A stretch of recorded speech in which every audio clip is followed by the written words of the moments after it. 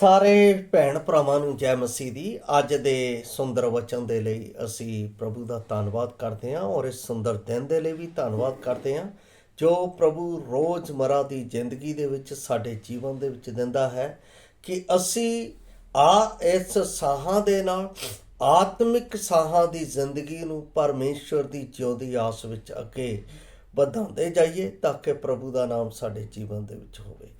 ਕਿਉਂਕਿ ਪ੍ਰਭੂ ਆਉਣ ਵਾਲਾ ਹੈ, ਉਸ ਦਾ ਆਉਣਾ ਨੇੜੇ ਹੈ ਔਰ ਜਦ ਉਹ ਆਵੇਗਾ ਤਾਂ ਦੇਰ ਨਾ ਲਾਵੇਗਾ। ਬਾਈਬਲ ਬਾਣੀ ਦੇ ਵਿੱਚ ਇਸ ਤਰ੍ਹਾਂ ਲਿਖਿਆ ਹੋਇਆ। ਇਸ ਲਈ ਆਓ ਅਸੀਂ ਪਰਮੇਸ਼ਵਰ ਦੇ ਵਚਨਾਂ ਦੇ ਨਾਲ ਆਪਣੇ ਜੀਵਨ ਨੂੰ ਸੁਰੱਖਿਅਤ ਕਰਦੇ ਹੋਏ ਉਸ ਦੇ ਰਾਜ ਵਿੱਚ ਅੱਗੇ ਵਧੀਏ। ਪ੍ਰਾਰਥਨਾ ਵਿੱਚ ਜਾਵਾਂਗੇ।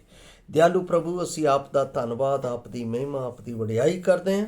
ਆਪ ਰਾਜਿਆਂ ਦੇ ਰਾਜਾ, ਪ੍ਰਭੂਆਂ ਦੇ ਪ੍ਰਭੂ, ਸਰਬ ਸ਼ਕਤੀਮਾਨ, ਸਰਬ ਵਿਆਪੀ, ਸਰਵਗਿਆ ਪਰਮੇਸ਼ਰ ਹੋ। ਸਾਡੇ ਆਤਮਿਕ ਨੀਡ ਨੂੰ ਪੂਰਾ ਕਰਨ ਵਾਲੇ, ਆਤਮਿਕ ਜੀਵਨ ਦੀ ਉન્નਤੀ ਨੂੰ ਸਾਡੇ ਜੀਵਨ ਦੇ ਵਿੱਚ ਭਰਪੂਰੀ ਦੇਣ ਵਾਲੇ ਪ੍ਰੇਮੀ ਪਰਮੇਸ਼ਰ, ਅੱਜ ਦੇ ਵਚਨ ਦੇ ਨਾਲ ਸਾਡੇ ਆਤਮਿਕ ਜੀਵਨਾਂ ਨੂੰ ਪਰਮੇਸ਼ਰ ਪਿਤਾ ਤਸੱਲੀ ਦੇ ਔਰ ਆਪ ਦੇ ਰਾਜ ਦੀ ਉન્નਤੀ ਦਾ ਪਰਮੇਸ਼ਰ ਪਿਤਾ ਸਾਨੂੰ ਅੰਗ ਬਣ ਕੇ ਆਪ ਦੇ ਵਿੱਚ ਬਣੇ ਰਹਿਣ ਦੇ ਲਈ ਬਲ ਬਖਸ਼ ਤਾਂ ਕਿ ਆਪ ਦੀ ਵਡਿਆਈ ਹੋ ਸਕੇ। ਸਾਰਾ ਆਦਰ ਮਾਨ ਆਪ ਨੂੰ ਦਿੰਦੇ ਹੋਏ ਬੇਨਤੀ ਮੁਕਤੀ ਦਾਤੇ ਪ੍ਰਭੂ ਯਿਸੂ ਮਸੀਹ ਦੇ ਪਵਿੱਤਰ ਤੇ ਸਮਰਥੀ ਨਾਮ ਚ ਮੰਗਦੇ ਹਾਂ, ਆਮੇਨ। ਪਿਆਰੇ ਅਜ਼ੀਜ਼, ਇਹਨਾਂ ਦਿਨਾਂ ਦੇ ਵਿੱਚ ਅਸੀਂ ਵਿਸ਼ਵਾਸੀ ਲੋਕਾਂ ਦੇ ਵਿੱਚ ਪਰਮੇਸ਼ਵਰ ਦੇ ਵਚਨ ਦੀ ਚਾਹਤ ਨੂੰ ਘੱਟ ਹੁੰਦਾ ਵੇਖਦੇ ਹਾਂ। ਕਾਰਨ ਸੰਸਾਰ ਦੀਆਂ ਇਲੈਕਟ੍ਰੋਨਿਕ ਮੀਡੀਆ ਦੀਆਂ ਗੱਲਾਂ ਸਾਡੇ ਵਿੱਚ ਬਹੁਤ ਜ਼ਿਆਦਾ ਫੈਲ ਚੁੱਕੀਆਂ ਨੇ। ਅਸੀਂ ਪਰਮੇਸ਼ਵਰ ਦੇ ਵਚਨ ਤੇ ਧਿਆਨ ਨਾ ਕਰਦੇ ਹੋਏ ਜ਼ਿਆਦਾਤਰ ਆਪਣਾ ਧਿਆਨ ਇਲੈਕਟ੍ਰੋਨਿਕ ਮੀਡੀਆ ਦੇ ਵਿੱਚ ਯੂਜ਼ ਕਰ ਰਹੇ ਹਾਂ। ਅੱਜ ਕੀ ਚੱਲ ਰਿਹਾ ਹੈ, ਅੱਜ ਕੀ ਹੋ ਰਿਹਾ ਹੈ, ਕੱਲ੍ਹ ਨੂੰ ਕੀ ਹੋਵੇਗਾ ਔਰ ਕੌਣ ਕਿਸ ਦੇ ਉੱਤੇ ਗੱਲ ਕਰ ਰਿਹਾ ਹੈ, ਇੱਕ ਦੇਸ਼ ਦਾ ਦੂਸਰੇ ਦੇਸ਼ ਦੇ ਨਾਲ ਕਿਸ ਤਰ੍ਹਾਂ ਦੀ ਸੰਧੀ ਹੋ ਰਹੀ ਹੈ, ਇੱਕ ਦੇਸ਼ ਦੂਸਰੇ ਦੇਸ਼ ਦੇ ਨਾਲ ਕਿੱਦਾਂ ਲੜਾਈ ਕਰ ਰਿਹਾ ਹੈ। ਵਚਨ ਦੀਆਂ ਗੱਲਾਂ ਨਾ ਹੁੰਦੇ ਹੋਏ ਸਾਡੇ ਵਿੱਚ ਸੰਸਾਰਿਕ ਗੱਲਾਂ ਦਾ ਵਾਧਾ ਹੋ ਗਿਆ ਹੈ।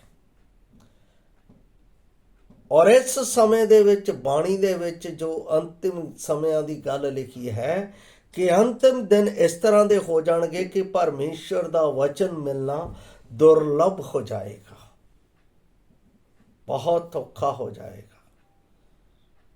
ਇਸ ਲਈ ਅਸੀਂ ਆਪਣੇ ਆਪ ਨੂੰ ਪਰਮੇਸ਼ਰ ਦੇ ਵਚਨ ਦੇ ਨਜ਼ਦੀਕ ਜਾਈਏ ਜਿਸ ਦੇ ਨਾਲ ਸਾਡਾ ਜੀਵਨ ਪਰਮੇਸ਼ਰ ਦੇ ਵਿੱਚ ਸੁਰੱਖਿਅਤ ਰਹੇ।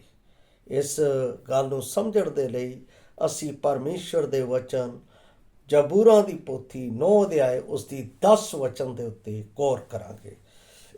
ਇੱਥੇ ਲਿਖਿਆ ਹੈ, ਤੇਰੇ ਨਾਮ ਦੇ ਜਾਣਨ ਵਾਲੇ ਤੇਰੇ ਉੱਤੇ ਭਰੋਸਾ ਰੱਖਦੇ ਹਨ, ਕਿਉਂ ਜੋ ਹੇ ਯਹੋਵਾ ਤੈਂ ਆਪਣੇ ਤਾਲਿਬਾਂ ਨੂੰ ਤਿਆਗ ਨਹੀਂ ਦਿੱਤਾ। ਤੇਰੇ ਨਾਮ ਦੇ ਜਾਣਨ ਵਾਲੇ ਤੇਰੇ ਉੱਤੇ ਭਰੋਸਾ ਰੱਖਦੇ ਹਨ, ਕਿਉਂ ਜੋ ਹੇ ਯਹੋਵਾ ਤੈਂ ਆਪਣੇ ਤਾਲਿਬਾਂ ਨੂੰ ਤਿਆਗ ਨਹੀਂ ਦਿੱਤਾ। ਇਸ ਦਾ ਜੋ ਵਿਸ਼ਾ ਹੈ ਮੇਰੇ ਕੋਲ ਉਹ ਇਹ ਹੈ, ਆਪਣੇ ਜੀਵਨ ਵਿੱਚ ਪਰਮੇਸ਼ਵਰ ਦੀ ਚਾਹਤ ਰੱਖਣਾ।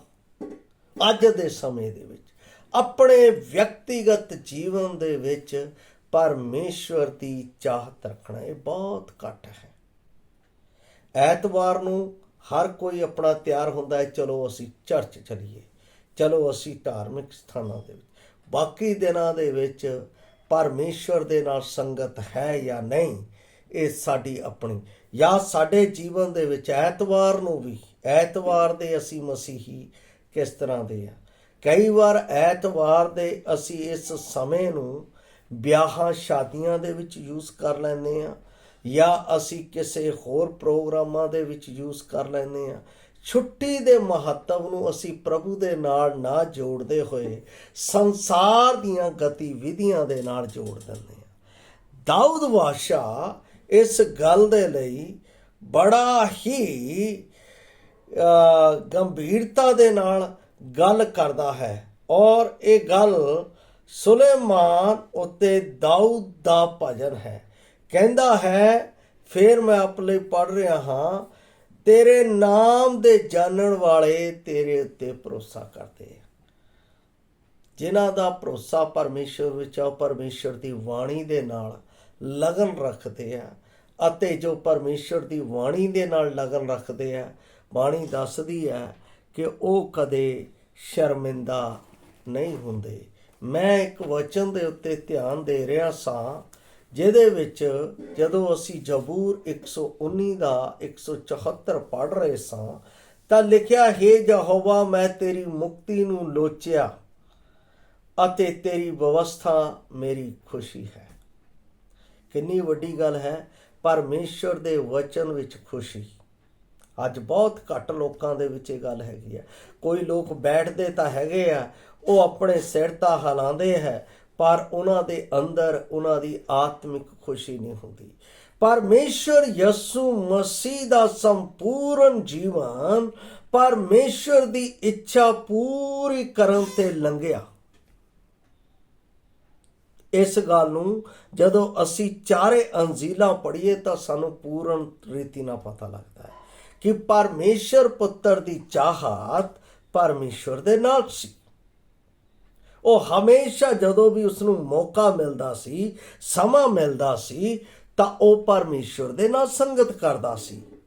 ਅਸੀਂ ਇਸ ਨੂੰ ਯਹੋਨਾ 4 ਦਾ 34 ਵਿੱਚ ਵੀ ਪੜ੍ਹ ਸਕਦੇ ਹਾਂ, ਇਹ ਯਹੋਨਾ 5 ਦਾ 30 ਵਿੱਚ ਵੀ ਪੜ੍ਹ ਸਕਦੇ। ਜੇਕਰ ਸਾਨੂੰ ਉਸ ਦੇ ਪਿਆਰ ਤੇ ਮਮਤਾ ਨੂੰ ਚੱਖਣਾ ਹੈ ਅਤੇ ਉਸ ਦੇ ਦਿਲ ਕੋਲ ਆਉਣਾ ਹੈ ਤਾਂ ਪਰਮੇਸ਼ਰ ਦੀ ਇੱਛਾ ਨੂੰ ਜਾਣਨ ਅਤੇ ਉਸ ਨੂੰ ਪੂਰਾ ਕਰਨਾ ਸਾਨੂੰ ਸਿੱਖਣਾ ਪਵੇਗਾ। ਜੇ ਅਸੀਂ ਇਹ ਨਹੀਂ ਸਿੱਖਾਂਗੇ ਤਾਂ ਸਾਡੇ ਜੀਵਨ ਵਿੱਚ ਪਰਮੇਸ਼ਰ ਦੀ ਚਾਹਤ ਨਹੀਂ, ਫਿਰ ਸਾਡੀ ਸਰੀਰਿਕ ਔਰ ਸਾਡੀ ਸੰਸਾਰਿਕ ਚਾਹਤ ਸਾਡੇ ਵਿੱਚ ਹੈ। ਪਹਿਲੀ ਗੱਲ ਇਸ ਵਿੱਚ ਦੇਖਦੇ ਹਾਂ, ਵਚਨ ਦੇ ਹੁਕਮ ਦੀ ਚਾਹਤ ਰੱਖਣਾ।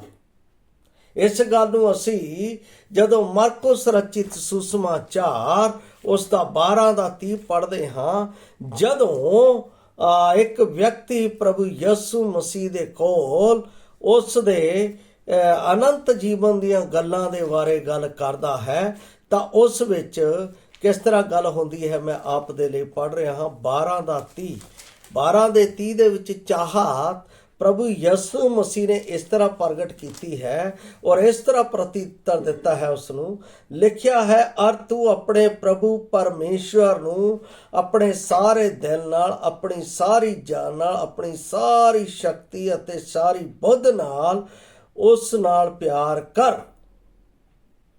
ਇਸ ਗੱਲ ਦਾ ਜਵਾਬ ਪ੍ਰਭੂ ਨੇ ਉਹਨਾਂ ਲੋਕਾਂ ਨੂੰ ਦਿੱਤਾ। ਜੇ ਤੁਹਾਡੇ ਵਿੱਚ ਪਰਮੇਸ਼ਵਰ ਦੀ ਚਾਹਤ ਹੈ, ਜੇ ਤੁਹਾਡੇ ਵਿੱਚ ਪਰਮੇਸ਼ਵਰ ਦੇ ਵਿੱਚ ਵਧਣ ਦੀ ਇੱਛਾ ਹੈ, ਜੇ ਤੁਸੀਂ ਚਾਹੁੰਦੇ ਹੋ ਕਿ ਪਰਮੇਸ਼ਵਰ ਦੇ ਭੇਤਾਂ ਨੂੰ ਮੈਂ ਆਪਣੇ ਜੀਵਨ ਵਿੱਚ ਜਾਣਾ, ਜੇ ਤੁਸੀਂ ਚਾਹੁੰਦੇ ਹੋ ਕਿ ਪਰਮੇਸ਼ਵਰ ਮੇਰੇ ਜੀਵਨ ਦੇ ਹਰ ਇੱਕ ਮਾਰਗ ਦੇ ਵਿੱਚ ਮੇਰੀ ਅਗਵਾਈ ਕਰੇ, ਤਾਂ ਪ੍ਰਿਯੋ ਪਰਮੇਸ਼ਵਰ ਦੇ ਨਾਲ ਪੂਰੀ ਬੁੱਧ, ਪੂਰੀ ਸਮਝ ਔਰ ਪੂਰੀ ਗਿਆਨ ਦੇ ਨਾਲ, ਪੂਰੀ ਸ਼ਕਤੀ ਦੇ ਨਾਲ ਪਰਮੇਸ਼ਵਰ ਦੇ ਵਚਨ ਦੇ ਵਿੱਚ ਉਸ ਦੇ ਨਾਲ ਪਿਆਰ ਕਰਨਾ, ਭਾਵ ਉਸ ਦੇ ਉੱਤੇ ਧਿਆਨ ਲਾਉਣਾ ਪਏਗਾ। ਜਦ ਤੱਕ ਅਸੀਂ ਇਹ ਨਹੀਂ ਕਰਾਂਗੇ, ਸਾਡੇ ਜੀਵਨ ਦੇ ਵਿੱਚ ਪਰਮੇਸ਼ਰ ਕੀ ਚਾਹੁੰਦਾ ਹੈ, ਪਰਮੇਸ਼ਰ ਦੀ ਮੇਰੇ ਜੀਵਨ ਵਿੱਚ ਇੱਛਾ ਕੀ ਹੈ, ਪਰਮੇਸ਼ਰ ਦਾ ਮੇਰੇ ਜੀਵਨ ਵਿੱਚ ਮਾਰਗਦਰਸ਼ਨ ਕੀ ਹੈ, ਅਸੀਂ ਕਦੇ ਨਹੀਂ ਜਾਣ ਸਕਦੇ। ਦਾਊਦ ਬਾਦਸ਼ਾਹ ਨੇ ਇਸ ਲਈ ਜਦੋਂ ਅਸੀਂ ਉਸ ਦੇ ਜ਼ਬੂਰ 9 ਦਾ 10 ਨੂੰ ਪੜ੍ਹਿਆ ਹੈ ਤਾਂ ਉਸ ਵਿੱਚ ਇਹੋ ਗੱਲ ਤਾਂ ਬਾਰ-ਬਾਰ ਮੇਰੇ ਅਤੇ ਆਪ ਦੇ ਲਈ ਇਹ ਚੇਤਾਉਂਦਾ ਹੈ। ਅਸੀਂ ਜਦੋਂ ਇਹਨਾਂ ਚੀਜ਼ਾਂ ਦੇ ਉੱਤੇ ਚਿੱਤ ਲਾਉਣਾ, ਧਿਆਨ ਕਰਨਾ ਬੰਦ ਕਰ ਦਿੰਦੇ ਹਾਂ ਤਾਂ ਸਾਡੇ ਜੀਵਨ ਦੇ ਵਿੱਚ ਕਮੀ ਆਉਣੀ ਸ਼ੁਰੂ ਹੋ ਜਾਂਦੀ ਹੈ। ਇਸ ਕਰਕੇ ਉਸਨੇ ਕਿਹਾ, ਤੇਰੇ ਨਾਮ ਦੇ ਜਾਣਨ ਵਾਲੇ ਤੇਰੇ ਉੱਤੇ ਭਰੋਸਾ ਕਰਦੇ ਹਨ। ਨਾਮ ਦਾ ਜਾਣਨਾ ਕੀ ਹੈ? ਨਾਮ ਦਾ ਜਾਣਨਾ ਮੁਕਤੀ ਨੂੰ ਜਾਣਨਾ ਹੈ। ਪਰਮੇਸ਼ਵਰ ਨੇ ਮੇਰੇ ਜੀਵਨ ਦੇ ਵਿੱਚ ਉਸ ਦੀ ਮੁਕਤੀ ਨੂੰ। ਜਦੋਂ ਅਸੀਂ 119 ਉਸ ਦਾ 174 ਪੜ੍ਹਦੇ ਹਾਂ ਤਾਂ ਕਹਿੰਦਾ ਹੈ, ਹੇ ਯਹੋਵਾ ਮੈਂ ਤੇਰੀ ਮੁਕਤੀ ਨੂੰ ਲੋਚਿਆ ਹੈ। ਉਸ ਦੇ ਨਾਮ ਦੇ ਵਿੱਚ ਮੁਕਤੀ ਹੈ। ਇਸੇ ਕਰਕੇ ਜਦੋਂ ਮਤੀ ਦੀ ਅੰਜੀਲ 1:21 ਪੜ੍ਹਦੇ ਹਾਂ ਤਾਂ ਉਸ ਵਿੱਚ ਲਿਖਿਆ ਹੈ, ਇੱਕ ਕੁਆਰੀ ਗਰਭਵਤੀ ਹੋਵੇਗੀ ਅਤੇ ਤੂੰ ਉਸ ਦਾ ਨਾਮ ਯਸੂ ਰੱਖੀ, ਉਹ ਆਪਣੇ ਲੋਕਾਂ ਨੂੰ ਪਾਪਾਂ ਤੋਂ ਬਚਾਵੇਗਾ। ਪਾਪਾਂ ਤੋਂ ਬਚਾਉਣ ਵਾਲਾ ਪਰਮੇਸ਼ਰ। ਕੀ ਅਸੀਂ ਆਪਣੇ ਜੀਵਨ ਦੇ ਵਿੱਚ ਇਸ ਚੀਜ਼ ਦੀ ਖੋਜ ਕਰਦੇ ਹਾਂ? ਕੀ ਅਸੀਂ ਆਪਣੇ ਜੀਵਨ 'ਚ ਖੋਜ ਕਰ ਲਈ ਹੈ ਕਿ ਮੈਂ ਪਾਪ ਤੋਂ ਮੁਕਤ ਕਿਵੇਂ ਹੋ ਸਕਦਾ ਹਾਂ? ਮੈਂ ਕਿਵੇਂ ਪਰਮੇਸ਼ਰ ਦੀ ਸੰਤਾਨ ਬਣ ਸਕਦਾ ਹਾਂ? ਮੈਂ ਕਿਵੇਂ ਪਰਮੇਸ਼ਰ ਦੀ ਸਵਰਗੀ ਖੁਸ਼ੀ ਨੂੰ ਪ੍ਰਾਪਤ ਕਰ ਸਕਦਾ ਹਾਂ? ਕਿਵੇਂ ਮੇਰੇ ਕੋਲ ਪਰਮੇਸ਼ਰ ਦਾ ਸਦਾ ਦਾ ਜੀਵਨ ਆ ਸਕਦਾ ਹੈ? ਇਹ ਸਭ ਗੱਲਾਂ ਨੂੰ ਪ੍ਰਾਪਤ ਕਰਨ ਦੇ ਲਈ, ਇਹ ਸਭ ਗੱਲਾਂ ਨੂੰ ਆਪਣੇ ਜੀਵਨ ਵਿੱਚ ਜਾਣਨ ਦੇ ਲਈ ਮੈਨੂੰ ਪਰਮੇਸ਼ਰ ਦੇ ਵਚਨ ਦੇ ਉੱਤੇ ਚਿੱਤ ਲਾਉਣਾ ਹੀ ਪਏਗਾ। ਤਦ ਮੈਨੂੰ ਪਰਮੇਸ਼ਰ ਦੀ ਖੁਸ਼ੀ, ਤਦ ਪਰਮੇਸ਼ਰ ਦਾ ਮੇਰੇ ਜੀਵਨ ਦੇ ਵਿੱਚ ਯੋਜਨਾ, ਤਦ ਪਰਮੇਸ਼ਰ ਦੀ ਸਵਰਗੀ ਮੇਰੇ ਜੀਵਨ ਦੇ ਵਿੱਚ ਜੋ ਆਸ ਹੈ ਪ੍ਰਗਟ ਹੋਵੇਗੀ। ਪ੍ਰਭੂ ਯਿਸੂ ਮਸੀਹ ਇਸ ਦੁਨੀਆ ਦੇ ਵਿੱਚ ਪਾਪੀਆਂ ਨੂੰ ਬਚਾਉਣ ਦੇ ਲਈ, ਪਾਪੀਆਂ ਨੂੰ ਛਡਾਉਣ ਦੇ ਲਈ, ਪਾਪੀਆਂ ਨੂੰ ਸਦਾ ਦਾ ਜੀਵਨ ਦੇਣ ਦੇ ਲਈ, ਪਾਪੀਆਂ ਨੂੰ ਸਵਰਗ ਰਾਜ ਵਿੱਚ ਲਿਜਾਉਣ ਦੇ ਲਈ ਇਸ ਧਰਤੀ ਦੇ ਵਿੱਚ ਆਇਆ। ਉਸ ਨੇ ਪਾਪੀਆਂ ਦੇ ਲਈ ਆਪਣਾ ਜੀਵਨ ਬਤੀਤ ਕਰਕੇ, ਪਾਪੀਆਂ ਦੇ ਲਈ ਆਪਣੀ ਜਾਨ ਕਾਲਵਰੀ ਕਰੂਸ ਦੇ ਉੱਤੇ ਦੇ ਕੇ, ਪਾਪੀਆਂ ਨੂੰ ਆਪਣੇ ਲਹੂ ਦੇ ਨਾਲ ਮੁੱਲ ਖਰੀਦ ਕੇ ਉਹਨਾਂ ਨੂੰ ਜ਼ਿੰਦਗੀ ਦਿੱਤੀ ਹੈ। ਇਹੀ ਗੱਲ ਤਾਂ ਕਹਿੰਦਾ, ਹੇ ਯਹੋਵਾ ਮੈਂ ਤੇਰੀ ਮੁਕਤੀ ਨੂੰ ਲੋਚਿਆ ਹੈ। ਪ੍ਰਭੂ ਯਿਸੂ ਮਸੀਹ ਦੇ ਵਿੱਚ ਇਹ ਆਸਾਨ ਨਹੀਂ ਸੀ। ਇਸੇ ਕਰਕੇ ਤਾਂ ਉਹ ਕਹਿੰਦਾ ਹੈ, ਯਹੋਵਾ ਤੇਰੇ ਨਾਮ ਦੇ ਜਾਣਨ ਵਾਲੇ ਤੇਰੇ ਉੱਤੇ ਭਰੋਸਾ ਰੱਖਦੇ। ਅਸੀਂ ਤਦੇ ਭਰੋਸਾ ਕਰਾਂਗੇ ਜੇ ਮੈਂ ਉਸ ਦੀ ਮੁਕਤੀ ਨੂੰ ਜਾਣ ਗਿਆ ਹਾਂ, ਜੇ ਮੈਂ ਉਸੇ ਮੁਕਤੀ ਨੂੰ ਆਪਣੇ ਵਿੱਚ ਪਾ ਲਿਆ ਹੈ, ਜੇ ਮੈਂ ਉਸ ਦੀ ਮੁਕਤੀ ਵਿੱਚ ਜੀਵਨ ਬਤੀਤ ਕਰਦਾ ਹਾਂ। ਇਹ ਤਦੇ ਸੰਭਵ ਹੋਏਗਾ। ਉਹ ਪ੍ਰਭੂ ਯਿਸੂ ਮਸੀਹ ਜਿਹੜਾ ਪਾਪੀਆਂ ਦੇ ਲਈ ਇਸ ਜਗਤ ਵਿੱਚ ਆਇਆ ਅਤੇ ਆਪਣੀ ਜਾਨ ਕਾਲਵਰੀ ਕਰੂਸ ਦੇ ਉੱਤੇ ਦਿੱਤੀ, ਅਤੇ ਉਹ ਸਾਡੇ ਪਾਪਾਂ ਦੇ ਲਈ ਦਫਨ ਕੀਤਾ ਗਿਆ ਅਤੇ ਸਾਡੇ ਪਾਪੀਆਂ ਨੂੰ ਜੀਵੰਤ ਕਰਨ ਦੇ ਲਈ ਮੁਰਦਿਆਂ ਵਿੱਚੋਂ ਤੀਸਰੇ ਦਿਹਾੜੇ ਜੀ ਉੱਠਿਆ। ਜੋ ਕੋਈ ਇਹ ਵਿਸ਼ਵਾਸ ਕਰਦਾ ਹੈ ਉਹ ਪਰਮੇਸ਼ਰ ਦੀ ਸੱਚੀ ਮੁਕਤੀ ਨੂੰ ਪ੍ਰਭੂ ਯਿਸੂ ਮਸੀਹ ਵਿੱਚ ਪ੍ਰਾਪਤ ਕਰਦਾ ਹੈ ਅਤੇ ਉਸ ਦੀ ਚਾਹਤ ਪਰਮੇਸ਼ਰ ਦੇ ਸਵਰਗੀ ਰਾਜ ਵਿੱਚ ਅੱਗੇ ਵਧਦੀ ਹੈ। ਪਹਿਲੀ ਗੱਲ ਨੂੰ ਅਸੀਂ ਪੜ੍ਹਦੇ ਹਾਂ ਕਿ ਉਸ ਦੇ ਹੁਕਮ ਦੇ ਵਿੱਚ, ਉਸ ਦਾ ਹੁਕਮ ਹੈ ਕਿ ਤੁਸੀਂ ਮੇਰੇ ਪੁੱਤਰ ਉੱਤੇ ਨਿਹਚਾ ਕਰੋ ਤਾਂ ਉਹ ਤੁਹਾਨੂੰ ਸਦੀਪਕ ਜਿਉਣ ਦੇਵੇਗਾ। ਇਸੇ ਕਰਕੇ ਬਾਈਬਲ ਬਾਣੀ ਦੇ ਵਿੱਚ ਯਹੋਨਾ 3:16 ਦੇ ਵਿੱਚ ਲਿਖਿਆ ਕਿ ਪਰਮੇਸ਼ਰ ਨੇ ਜਗਤ ਨਾਲ ਅਜਿਹਾ ਪਿਆਰ ਕੀਤਾ ਕਿ ਉਸ ਨੇ ਆਪਣਾ ਇਕਲੌਤਾ ਪੁੱਤਰ ਬਖਸ਼ ਦਿੱਤਾ ਤਾਂ ਕਿ ਹਰ ਇੱਕ ਜੋ ਉਸ ਉੱਤੇ ਨਿਹਚਾ ਕਰੇ ਉਹ ਨਾਸ਼ ਨਾ ਹੋਵੇ ਬਲਕਿ ਸਦੀਪਕ ਜਿਉਣ ਪਾਵੇ।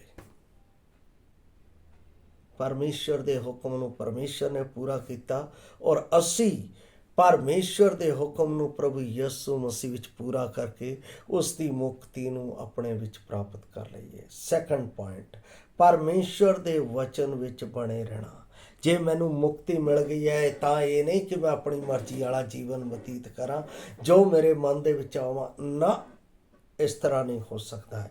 ਇਸ ਗੱਲ ਨੂੰ ਸਮਝਣ ਦੇ ਲਈ ਮੈਂ ਯਹੋਨਾ ਦੀ ਅੰਜੀਲ ਉਸ ਦਾ 15 ਅਧਿਆਇ ਉਸ ਦੀ 5 ਆਇਤ ਮੈਂ ਆਪ ਦੇ ਲਈ ਪੜ੍ਹ ਰਿਹਾ ਹਾਂ। 15:5 ਵਿੱਚ ਇਸ ਤਰ੍ਹਾਂ ਲਿਖਿਆ ਹੈ, ਅੰਗੂਰ ਦੀ ਬੇਲ ਮੈਂ ਹਾਂ, ਤੁਸੀਂ ਟਾਹਣੀਆਂ ਹੋ। ਜੋ ਮੇਰੇ ਵਿੱਚ ਰਹਿੰਦਾ ਹੈ ਅਤੇ ਮੈਂ ਉਸ ਵਿੱਚ ਸੋਈ ਬਹੁਤਾ ਫਲ ਦਿੰਦਾ ਹੈ, ਕਿਉਂ ਜੋ ਮੈਥੋਂ ਵੱਖਰੇ ਹੋ ਕੇ ਤੁਸੀਂ ਕੁਝ ਨਹੀਂ ਕਰ ਸਕਦੇ। ਜੇ ਅਸੀਂ ਅੰਗੂਰ ਦੀ ਬੇਲ ਵਿੱਚ ਜੁੜੇ ਹਾਂ, ਭਾਵ ਪਰਮੇਸ਼ਰ ਪੁੱਤਰ ਦੀ ਮੁਕਤੀ ਵਿੱਚ ਬਣੇ ਹੋਏ ਹਾਂ, ਜੇ ਅਸੀਂ ਉਸ ਤੋਂ ਅੱਡ ਹੋ ਗਏ ਤਾਂ ਅਸੀਂ ਕੁਝ ਨਹੀਂ ਕਰ ਸਕਦੇ। ਇੱਥੇ ਲਿਖਿਆ ਹੋਇਆ ਉਸ ਵਿੱਚ ਬਣੇ ਰਹਿਣ ਦਾ ਮਤਲਬ ਉਸ ਦੇ ਹੁਕਮ ਨੂੰ ਪੂਰਾ ਕਰਕੇ ਪਰਮੇਸ਼ਰ ਦੇ ਆਤਮਿਕ ਅਤੇ ਜੈਵਿਕ ਕੰਮਾਂ ਦੇ ਵਿੱਚ ਬਣੇ ਰਹਿਣਾ ਜਦ ਤੱਕ ਉਹ ਆ ਨਾ ਜਾਵੇ। ਉਹ ਕੀ ਹੈ ਜਦੋਂ ਅਸੀਂ ਰਸੂਲਾਂ ਦੇ ਕਰਤੱਵ 2 ਅਧਿਆਏ ਉਸ ਦੀ 42 ਆਇਤ ਪੜ੍ਹਦੇ ਹਾਂ ਤਾਂ ਉਸ ਵਿੱਚ ਉਹ ਸਾਰੇ ਕੰਮ ਪਰਮੇਸ਼ਵਰ ਨੇ ਮੇਰੇ ਅਤੇ ਆਪ ਦੇ ਲਈ ਦੱਸੇ ਹੋਏ ਆ। ਕੀ ਕਹਿੰਦਾ ਹੈ ਕਿ ਉਹ ਚੇਲਿਆਂ ਤੋਂ, ਉਹ ਰਸੂਲਾਂ ਤੋਂ ਸਿੱਖਿਆ ਪਾਉਣ। ਬੜੀ ਸੁੰਦਰ ਗੱਲ, ਲਗਾਤਾਰ ਸਿੱਖਿਆ ਅਤੇ ਸੰਗਤ ਅਤੇ ਰੋਟੀ ਤੋੜਨ ਅਤੇ ਪ੍ਰਾਰਥਨਾ ਕਰਨ ਵਿੱਚ ਲੱਗੇ ਰਹੇ। ਇਹਦਾ ਮਤਲਬ ਇਸ ਗੱਲ ਦੇ ਵਿੱਚ ਲੱਗੇ ਰਹਿਣਾ, ਇਸ ਚਾਹਤ ਵਿੱਚ ਬਣੇ ਰਹਿਣਾ, ਤਦ ਤੁਸੀਂ ਪਰਮੇਸ਼ਵਰ ਦੇ ਉਸ ਜੈਵਨਤਾਸ ਦੇ ਵਿੱਚ, ਸਵਰਗੀ ਰਾਜ ਵਿੱਚ ਉਸ ਦੇ ਨਾਲ ਰਾਜ ਕਰੋਗੇ ਅਤੇ ਪਰਮੇਸ਼ਵਰ ਦੇ ਸੱਜੇ ਹੱਥ ਵਿਰਾਜਮਾਨ ਹੋਗੇ। ਇਸ ਲਈ ਕਹਿੰਦਾ ਹੈ ਜਦ ਤੱਕ ਉਹ ਨਾ ਆਵੇ ਉਸ ਦੇ ਵਚਨ ਵਿੱਚ ਬਣੇ ਰਹਿਣਾ, ਉਸ ਦੀ ਸੰਗਤ ਵਿੱਚ ਬਣੇ ਰਹਿਣਾ, ਉਸ ਦੀ ਸਿੱਖਿਆ ਦੇ ਵਿੱਚ ਲਗਾਤਾਰ ਉਸ ਦੇ ਵਿੱਚੋਂ ਸਿੱਖਦੇ ਰਹਿਣਾ। ਲਗਾਤਾਰ ਪ੍ਰਭੂ ਦੀ ਮੇਜ਼, ਜੋ ਇਸ ਗੱਲ ਦਾ ਚਿੰਨ੍ਹ ਹੈ ਕਿ ਮੇਰਾ ਪ੍ਰਭੂ ਆਏਗਾ ਅਤੇ ਮੈਨੂੰ ਆਪਣੇ ਨਾਲ ਲੈ ਜਾਏਗਾ।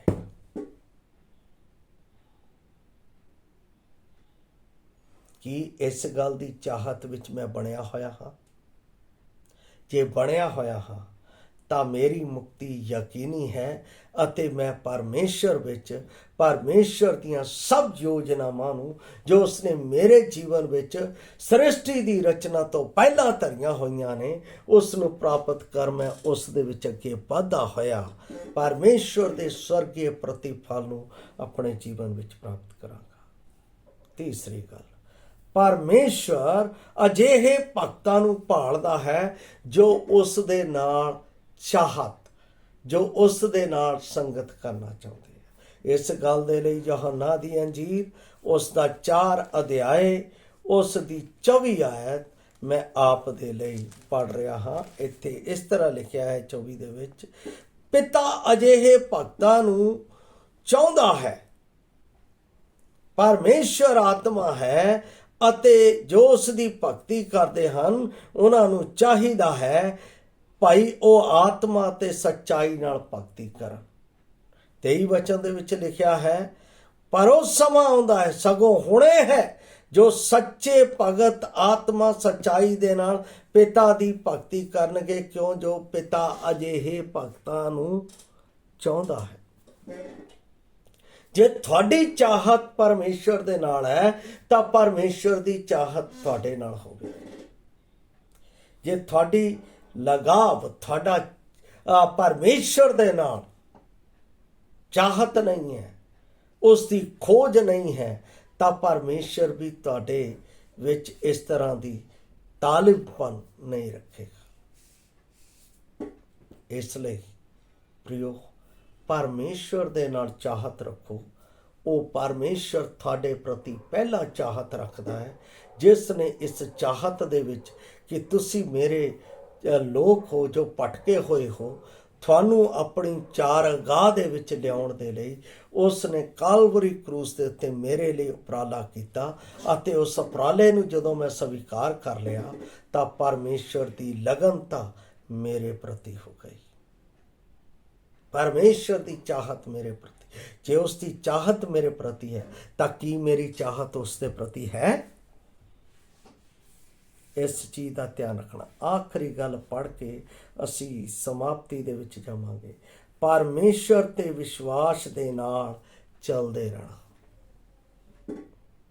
ਪਰਮੇਸ਼ਰ ਉੱਤੇ ਵਿਸ਼ਵਾਸ ਦੇ ਨਾਲ ਚੱਲਦੇ ਰਹਿਣਾ। ਪ੍ਰਕਾਸ਼ ਦੀ ਪੋਥੀ ਦੇ ਵਿੱਚ ਲਿਖਿਆ ਹੈ, ਜਿਹੜੇ ਅੰਤ ਤੱਕ ਪਰਮੇਸ਼ਰ ਦੀ ਖੋਜ ਕਰਨਗੇ, ਜਿਹੜੇ ਅੰਤ ਤੱਕ ਪਰਮੇਸ਼ਰ ਦੇ ਨਾਲ ਵਿਸ਼ਵਾਸ ਕਰਨਗੇ, ਉਹ ਪਰਮੇਸ਼ਰ ਦੇ ਰਾਜ ਵਿੱਚ ਹੋਣਗੇ। ਇਸ ਲਈ ਪ੍ਰਿਯੋ, ਪ੍ਰਾਰਥਨਾ ਕਰੋ, ਪ੍ਰਭੂ ਪਹਿਲੀ ਗੱਲ ਮੇਰੇ ਵਿੱਚ ਆਪਣੀ ਚਾਹਤ ਨੂੰ ਭਰ, ਔਰ ਇਹ ਚਾਹਤ ਤੌਬਾ ਦੇ ਨਾਲ ਸਾਡੇ ਜੀਵਨ 'ਚ ਆਉਂਦੀ ਹੈ। ਜੇ ਤੌਬਾ ਨਹੀਂ ਕੀਤੀ ਹੈ, ਤੌਬਾ ਦਾ ਕਾਰਜ ਸਾਡੇ ਵਿੱਚ ਨਹੀਂ ਹੋਇਆ ਹੈ, ਤਾਂ ਸਾਡੇ ਵਿੱਚ ਕਦੇ ਵੀ ਪਰਮੇਸ਼ਰ ਦੇ ਵਚਨ ਦੀ, ਪਰਮੇਸ਼ਰ ਦੇ ਸੰਗਤ ਦੀ, ਪਰਮੇਸ਼ਰ ਦੀ ਸਿੱਖਿਆ ਦੀ, ਪਰਮੇਸ਼ਰ ਦੀ ਮੇਜ਼ ਵਿੱਚ ਉਸ ਦੇ ਸੰਤਾਂ ਦੇ ਨਾਲ ਆਲੇ ਦੁਆਲੇ ਵਿੱਚ ਸ਼ਰੀਕ ਹੋਣ ਦੀ ਚਾਹਤ ਮੇਰੇ ਵਿੱਚ ਨਹੀਂ। ਫਿਰ ਤਾਂ ਮੈਂ ਸੰਸਾਰ ਅਤੇ ਸੰਸਾਰ ਦੀ ਜੋ ਮੀਡੀਆ ਦੀਆਂ ਗੱਲਾਂ ਚੱਲ ਰਹੀਆਂ, ਇਲੈਕਟ੍ਰੋਨਿਕ, ਫਿਰ ਮੇਰੀ Please ਚਾਹਤ like, share, ਇਸ comment, ਲਈ and ਮੈਂ subscribe ਤਾਂ to this ਪਰਮੇਸ਼ਰ ਦੇ channel. ਵਚਨ ਦੀ ਚਾਹਤ ਰੱਖੀ ਹੈ ਅਤੇ ਉਸ ਚਾਹਤ ਦੇ ਵਿੱਚ ਪਰਮੇਸ਼ਰ ਨੇ ਬਹੁਤ ਵੱਡੇ ਪ੍ਰਤੀਫਲ ਦਿੱਤੇ ਹੈ ਤੇ ਜੇ ਉਸ ਨੇ ਮੈਨੂੰ ਦਿੱਤੇ ਹੈ ਤਾਂ ਉਹ ਚਾਹੁੰਦਾ ਹੈ ਤੁਸੀਂ ਵੀ ਉਸ ਪ੍ਰਤੀਫਲ ਨੂੰ ਪ੍ਰਾਪਤ ਕਰੋ ਤਾਂ ਕਿ ਪਰਮੇਸ਼ਰ ਦੀ ਮਹਿਮਾ ਆਪ ਦੇ ਜੀਵਨ ਦੇ ਵਿੱਚ ਵੀ ਹੋ ਸਕੇ। ਪ੍ਰਭੂ ਆਪ ਨੂੰ ਇਸ ਵਚਨ ਦੇ ਨਾਲ ਆਸ਼ੀਸ਼ ਦੇਵੇ, ਉਸ ਦੀ ਚਾਹਤ ਵਿੱਚ ਨੇੜੇ ਆਉਣ ਦੇ ਲਈ ਆਪ ਨੂੰ ਬਲ ਦੇਵੇ। ਜੈ ਮਸੀਹ ਦੀ। ਮਾਰਾਨਾਥਾ।